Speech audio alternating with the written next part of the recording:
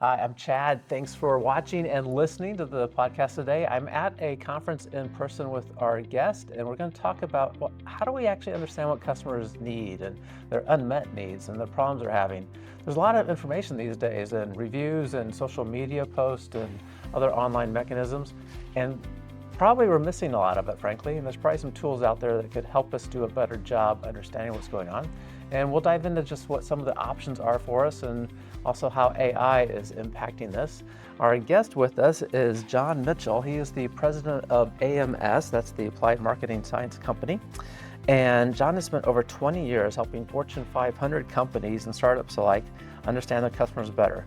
He's trained over 1,000 people on VOC, Voice of the Customer approaches, and led customer insight workshops at McKinsey, InnoSight, and Vistaprint before coming back to lead AMS. And maybe you can talk about the history there a little bit too.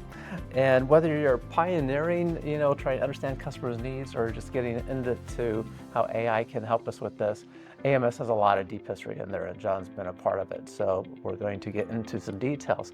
Great. John, thanks a lot. Thank you. Yeah, nice to meet you. Thanks for having me on the podcast. Yeah. And we are sitting here at this conference. It's the Ignite Innovation Conference, PDMA's annual conference. That's the Product Development and Management Association. And they are sponsoring our discussion today. It was very nice of them to invite me out to be part of this and to get a chance to talk. Great. PDMA is this great organization of professionals involved in product management, product innovation, leading those groups as well. And it's been around since 1976. Researching, curating the knowledge of what is working in companies that really leads to the best products, the best services for customers. And it makes all this information available to us through their membership program.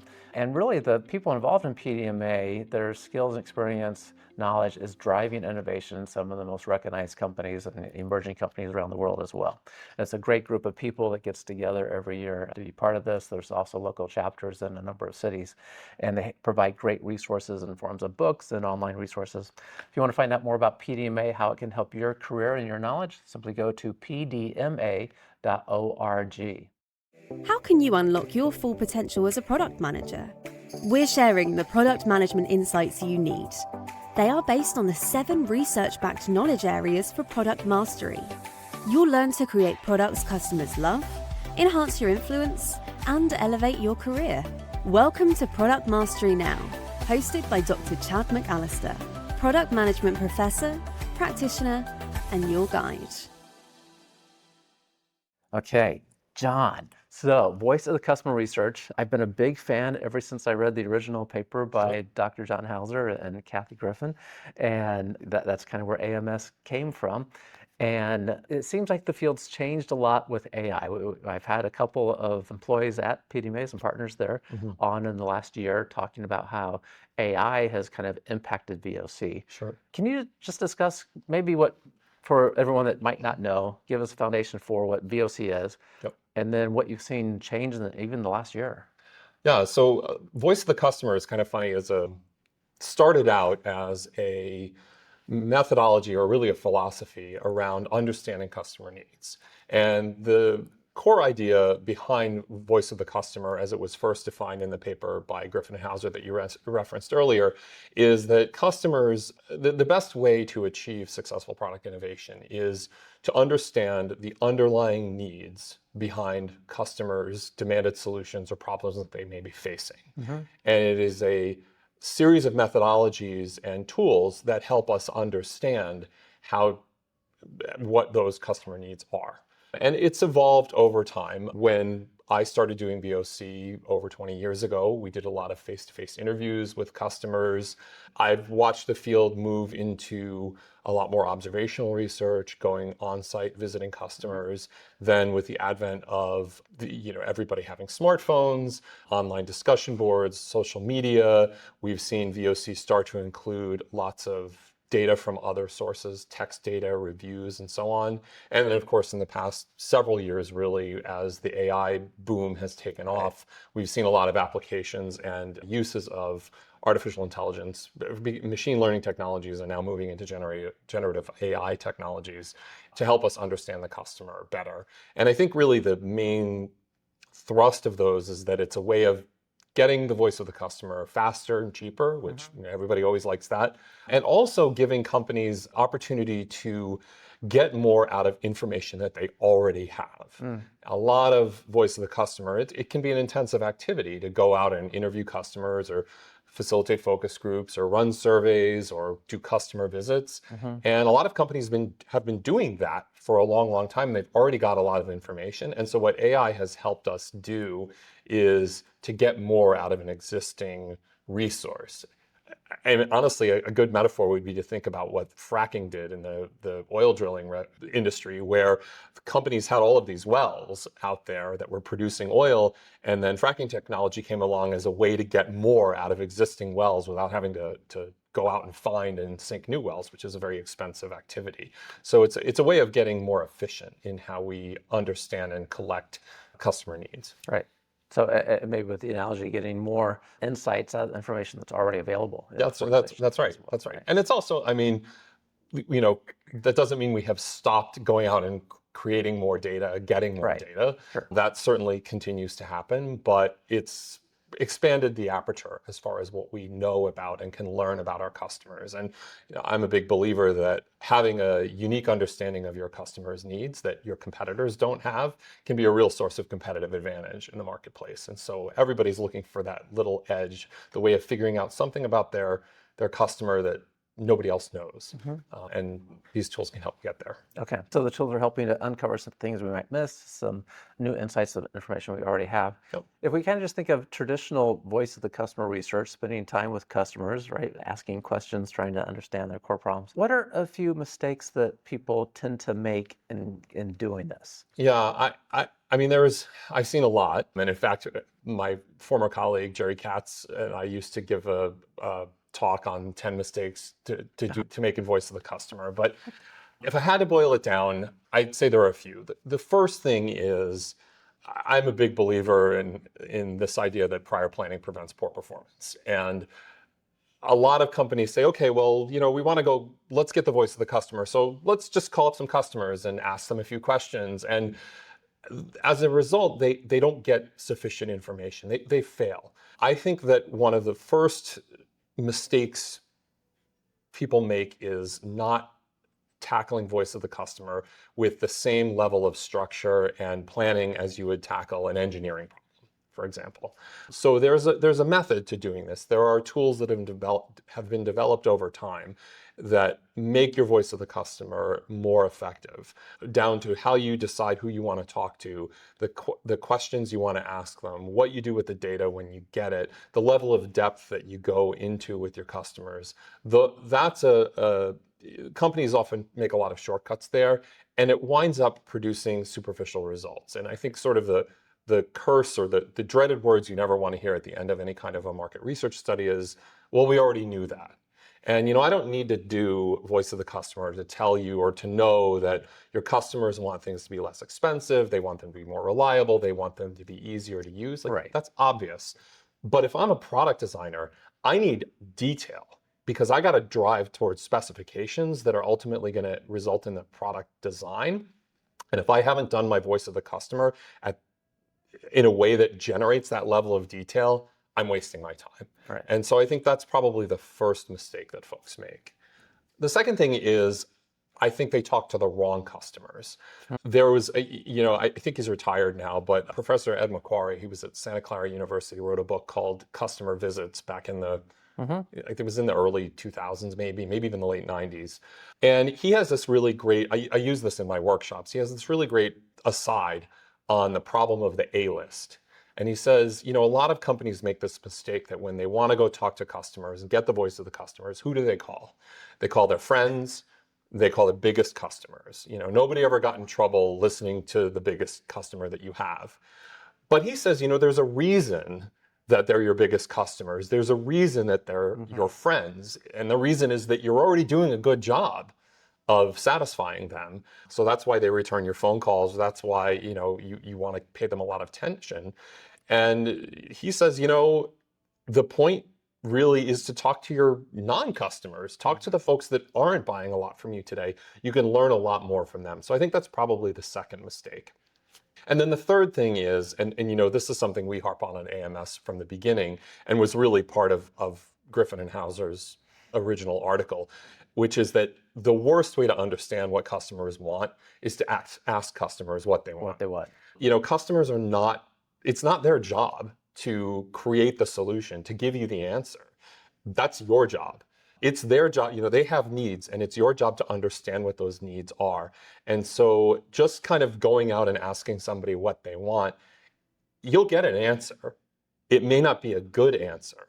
And in fact, I want to give credit. I had a client, probably 10 or 12 years ago, we're doing a workshop, and he said, this was a great observation. He said, you have to assume that your competitors are asking your customers at least that. And if you're going out, and your customers are going to tell your competitors, give them the answer to the what do you want question. And if you go out and ask the same question, you're not getting any unique information, any unique insights about your customers. You're going to wind up with a Me Too product.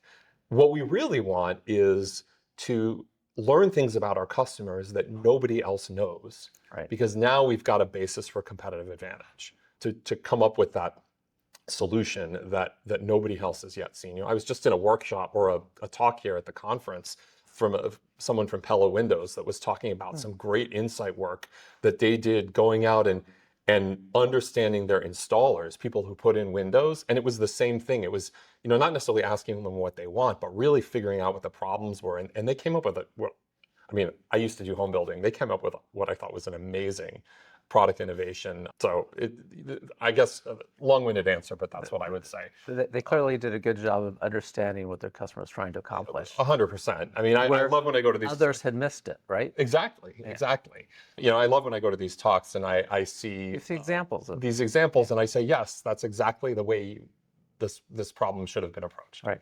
Well, another example, we were both in the keynote this morning. Yep. Ben Britton, who's been a past guest on here, head of innovation for Snap-on Tools. Yep. He said quite a few times, we are asking our customers questions all the time. Yep. And then he shows them pictures of them out in the field on different sites where the customers are, whether it's a mechanic working on a car or a wind turbine making electricity, servicing that. And they're just in the field all the time.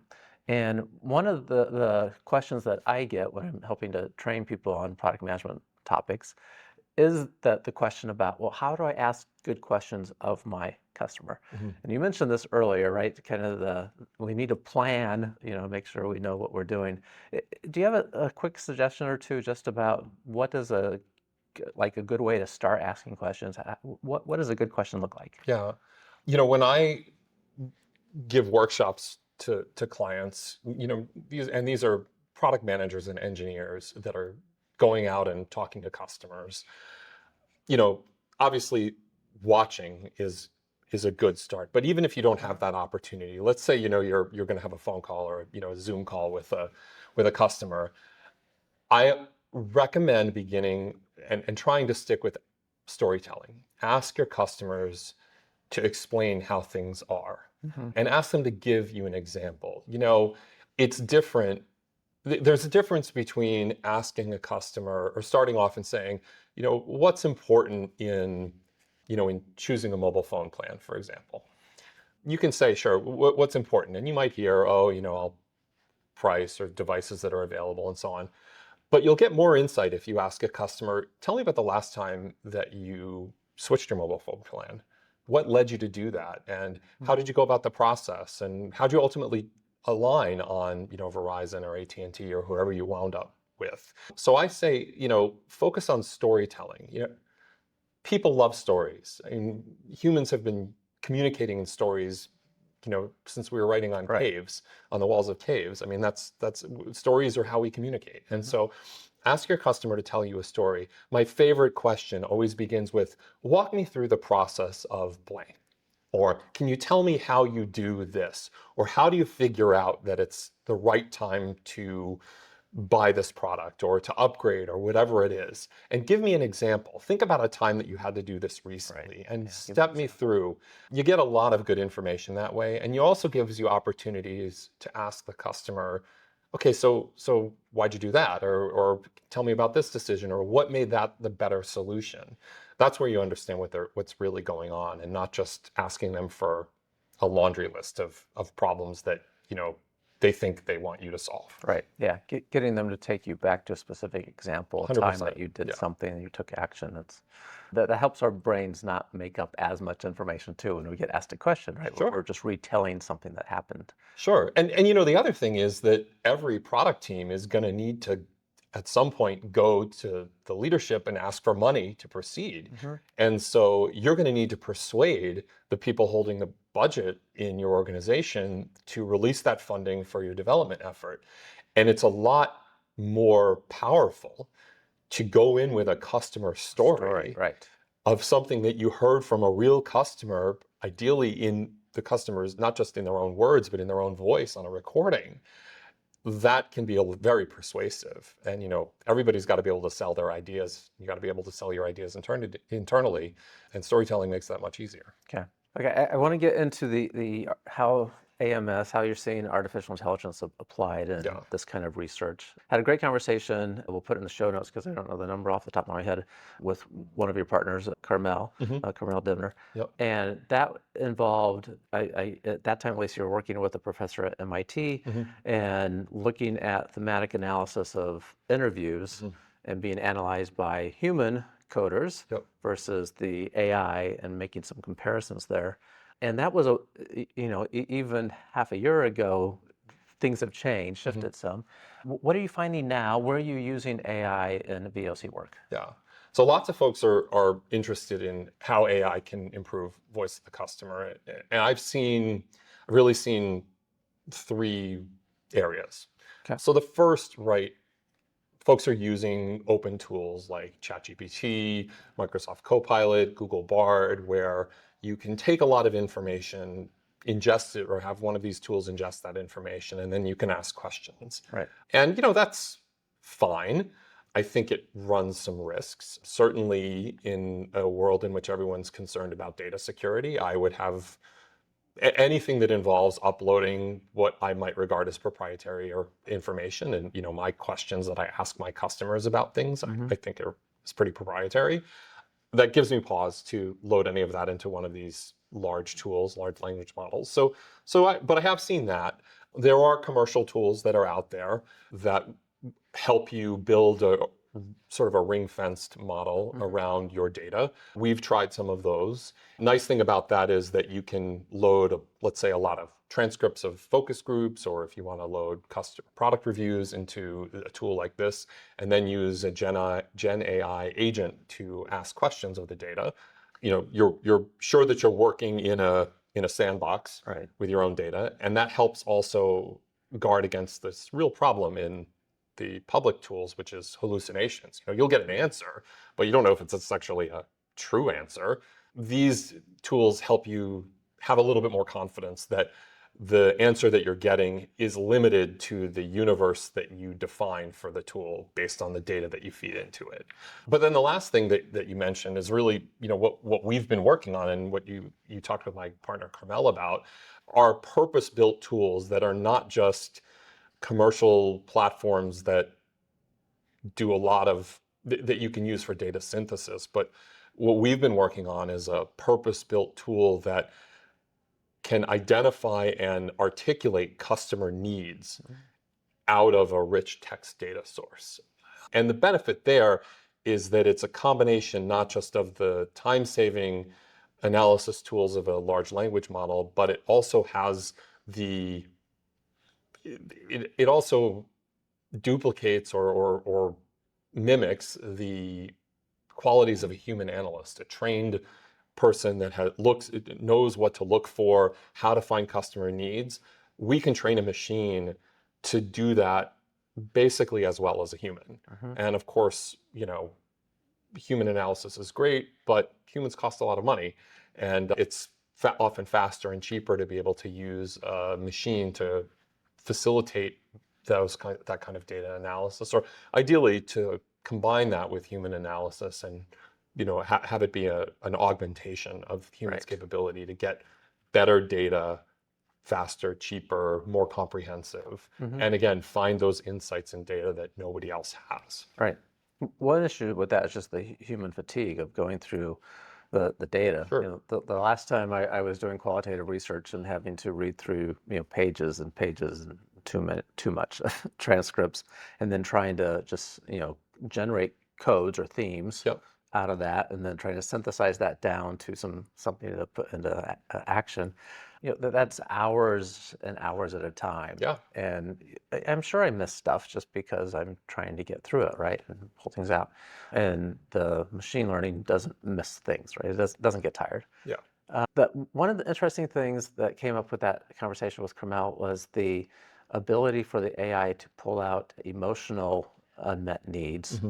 And I don't remember what the numbers were, but she talked about, we had the human analysts, do their work, and then the AI, and comparing the results. And yes, human analysts found some things that AI didn't.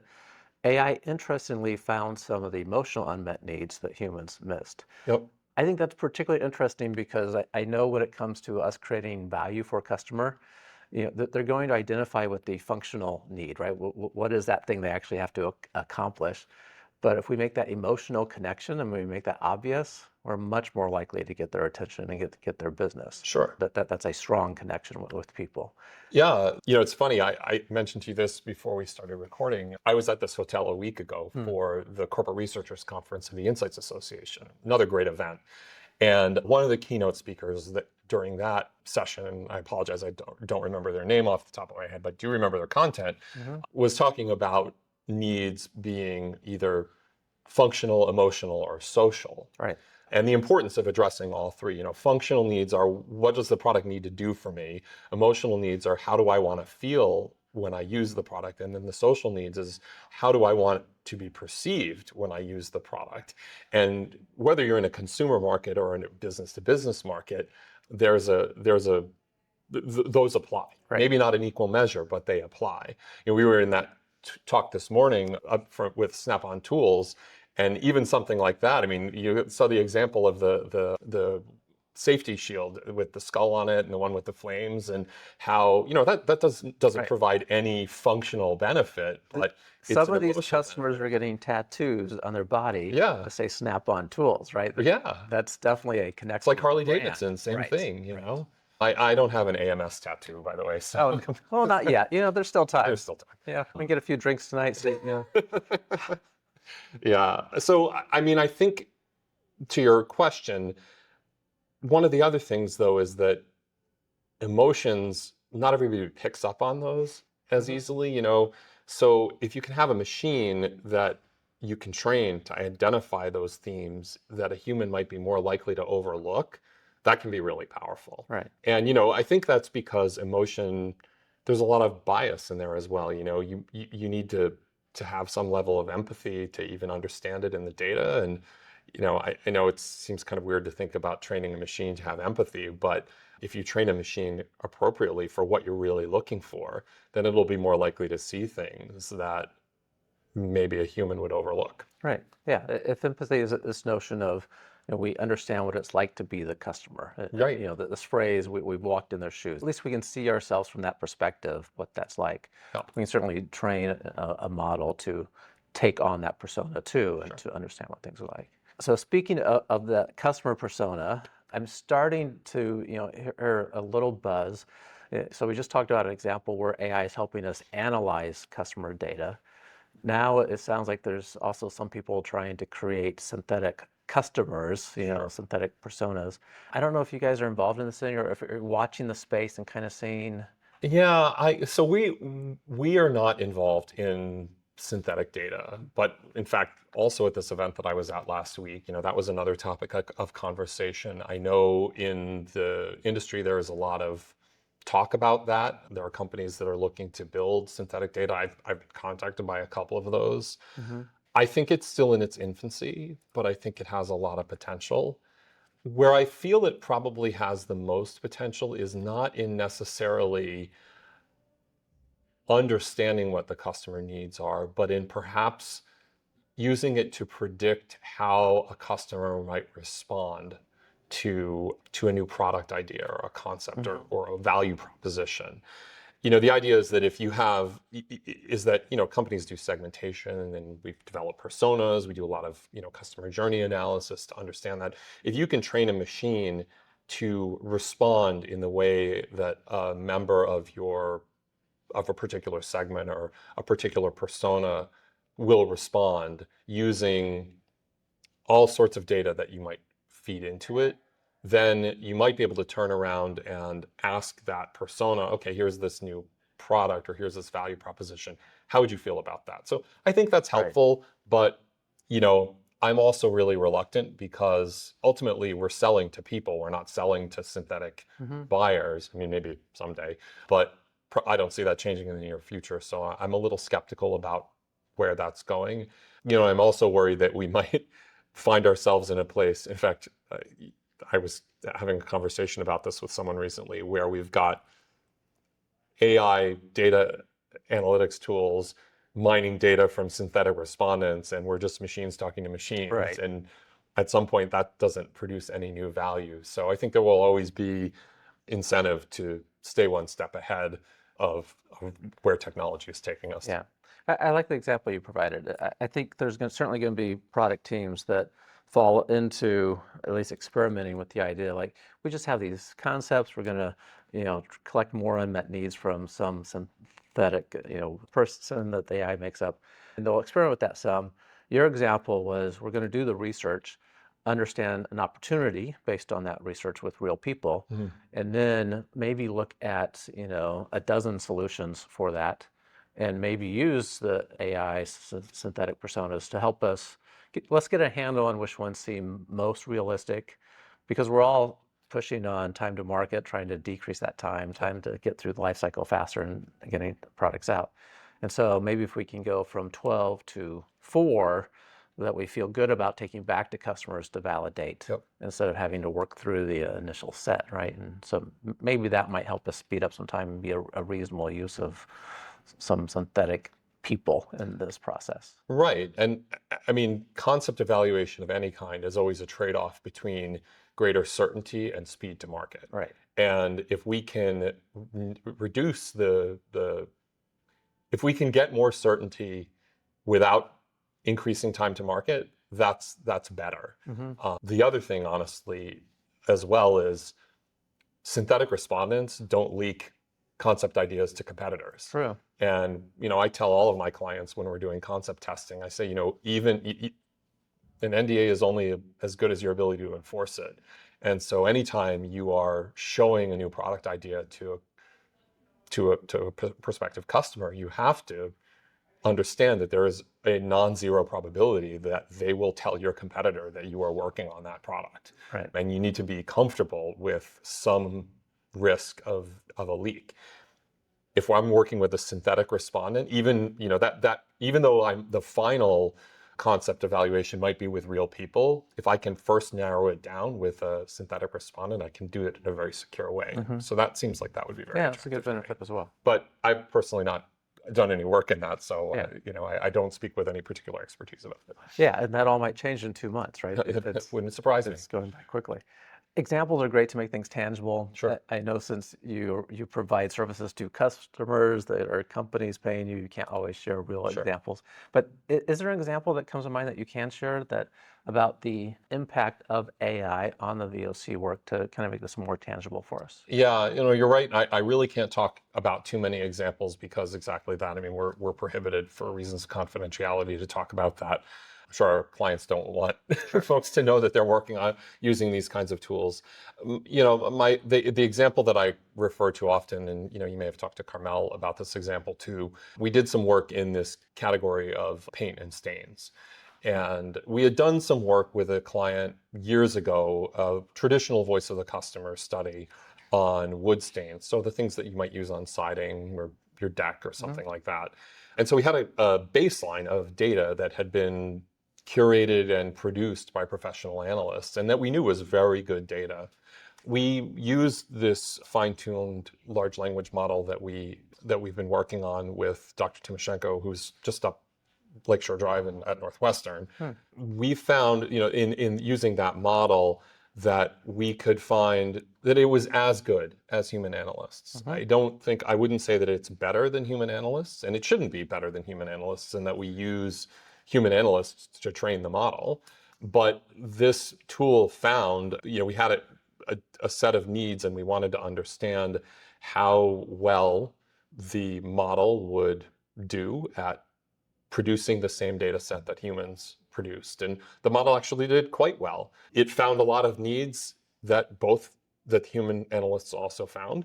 It found a lot of needs that human analysts did not find, but it also missed several things that human analysts found. So it really made the case that a more comprehensive voice of the customer would involve some machine analysis and also some human analysis. There's value to be had in both of those things.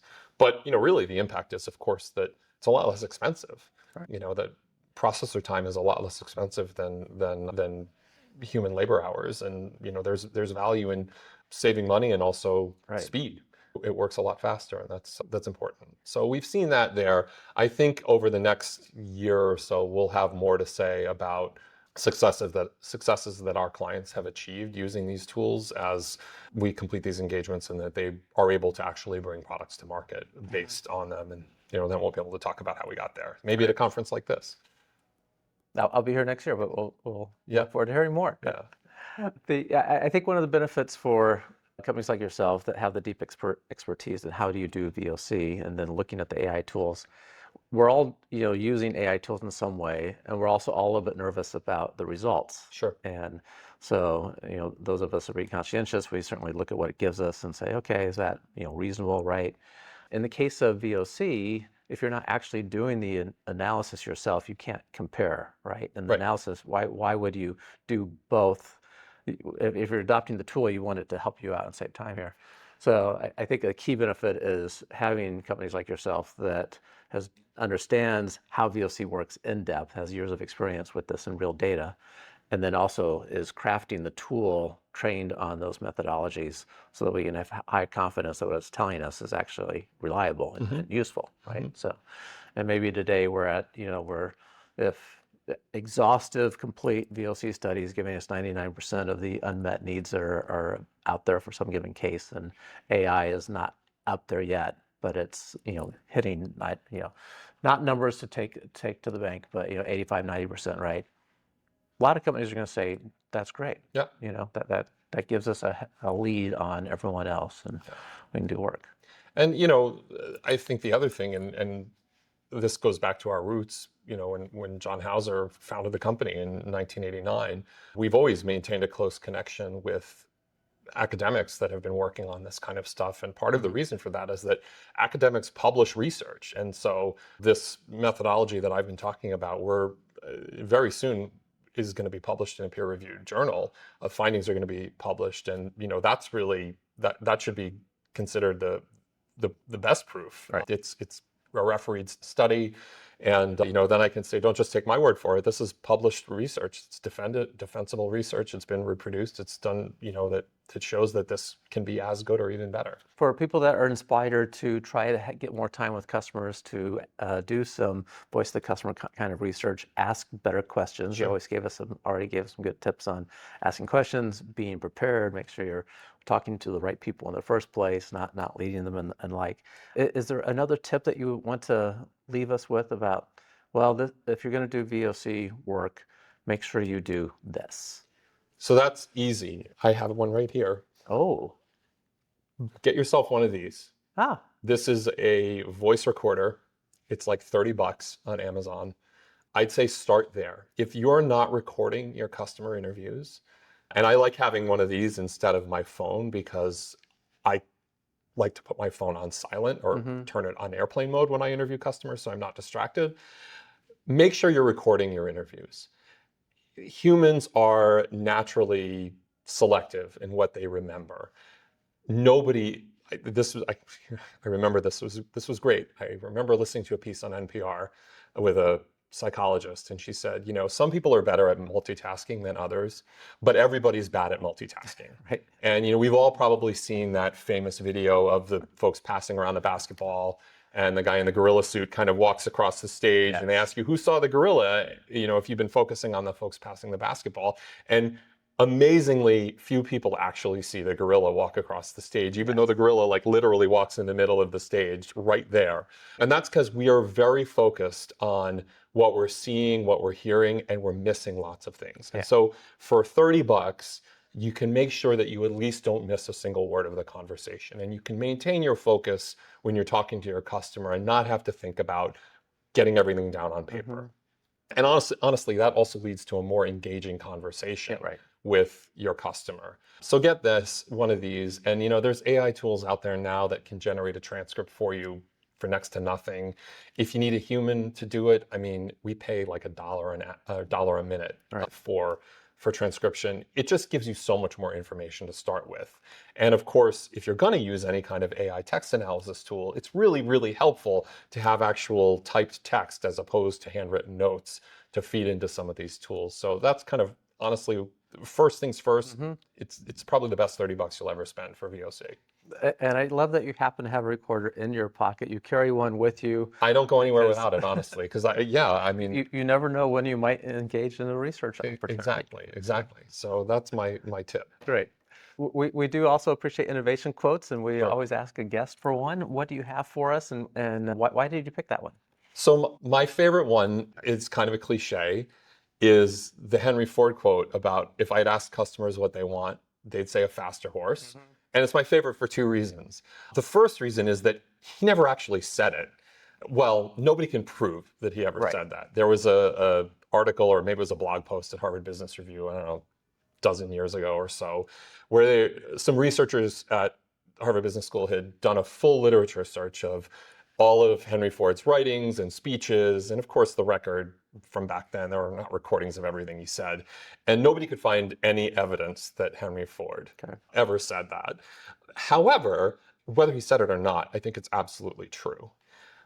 If you ask customers what they want, they will tell you something, they'll give you an answer, and it's probably not a good answer.